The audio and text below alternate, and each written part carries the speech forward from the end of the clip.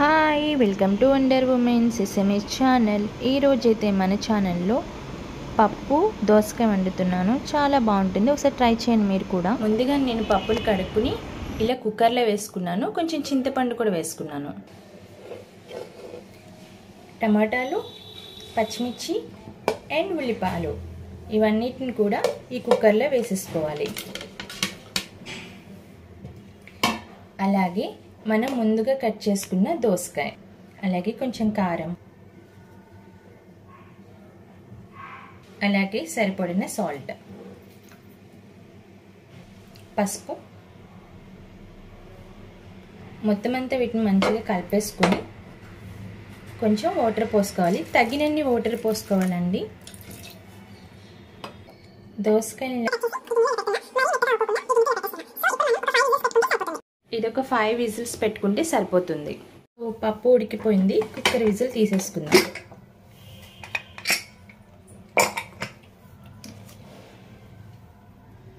ఉడికిపోయిందండి. దీన్ని మెదిపేసుకుని తాలింపు వేసుకోవడమే.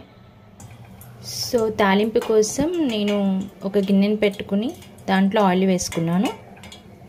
ఆయిల్ హీట్ అయిన తర్వాత కొంచెం జీలకర్ర, అలాగే మినపప్పు, కందిపప్పు, ఆవాలు,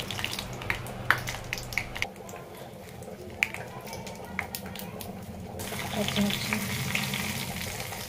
వెల్లుల్లిపాయ,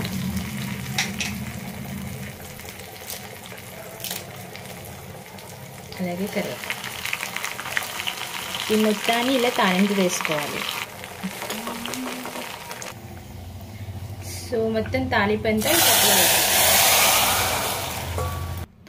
సో చూసారు కదా, ఎమ్మి పప్పు ఈజ్ రెడీ. చాలా బాగుంటుంది. పప్పు దోసకాయ అనేది సూపర్గా ఉంటుందండి. ఒకసారి టేస్ట్ చూసి నేను ఎలా చేసానో ఆ విధంగా చేస్తే చాలా బాగుంటుంది. సో చూసారు కదా, చూస్తుంటేనే చాలా ఎమ్మిగా ఉంది. ప్లీజ్ మా ఛానల్ కనుక మీకు నచ్చినట్టయితే సబ్స్క్రైబ్ చేసుకోండి, ఒక లైక్ ఇవ్వండి. Thanks for the watching. Bye.